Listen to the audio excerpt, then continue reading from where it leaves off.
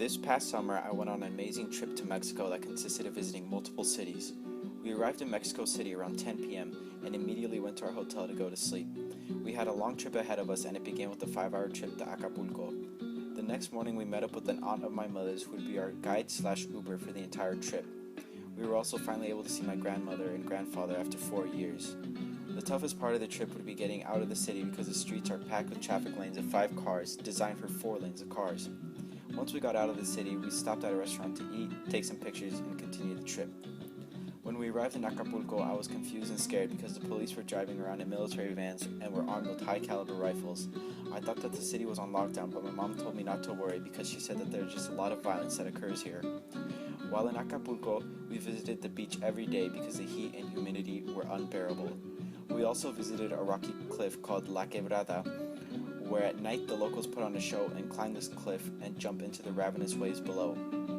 Many people have died trying to attempt it because they failed to jump as the water is crashing into the rocks. After that, we went back to our hotel and packed our bags. As we left Acapulco to head for our next destination, which was Cuernavaca, we were lucky enough to barely leave the city because protesting teachers were closing the toll gates of the city. As we left the city, we felt so grateful because we had managed to escape the teachers, but they eventually caught up to us and blocked the highway. It was only 1 p.m. and the teacher said that they would leave around 8. After sitting around for 3 hours, a truck managed to squeeze through their protests and the rest of the cars followed. We eventually made it to Cuernavaca and went straight to bed to prepare ourselves for the next day. In Cuernavaca, we visited a cave called Las Grutas de Cacahuanipa, and it was a massive cave that was full of limestone rocks. One of the requirements to enter the caves was to have a sense of imagination. When we entered, I realized why that was. As we walked around, the tour guide would point out rocks that looked like a lion, or one that looked like an eagle.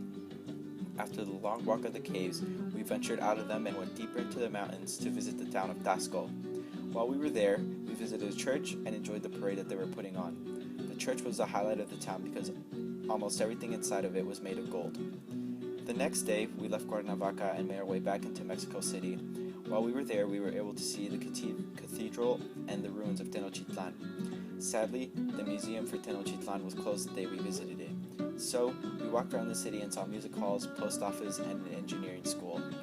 After that, we went to my grandmother's house and chilled there for a couple of hours. While we were there, I had the chance to play some video games, but a couple of minutes in, I began to hear a loud, deep siren ringing. My mother came running in and yelled, "Get outside right now. There's going to be an earthquake." She didn't have to tell me twice. I booked it and ran down the stairs, and it was outside in 15 seconds. Surprised to see everybody else outside waiting for me. As I got outside, I felt myself swaying side to side and looked around to see that all the other buildings were doing the same. I held on to my little brother and grandmother as we waited it out. The next day, we visited the castle of Chapultepec and also the church called La Villa de Guadalupe, where the Virgin Mary was said to present herself to St. Juan Diego. The church was massive and was truly an inspiring experience. We then visited the house of Frida Kahlo, which was turned into a museum. I only managed to take a few pictures because there was no photography allowed. That night, my family and I had dinner with our cousin Victor, who is a musician. We ate tacos and he played piano for us all night long with our cousin Mario. It was incredible to see how musically talented my family is. It was also fascinating to learn how far back our family has been involved with music. The next day, we went to the pyramids of Teotihuacan. These pyramids were massive. There were 2 pyramids, the sun and the moon, and I climbed both of them. The sun was the toughest one because there was a point where you had to pull yourself up on a rope and climb vertically to get to the top of the pyramid. The moon pyramid was a lot easier to climb because it was falling apart, so you weren't allowed to go to the top.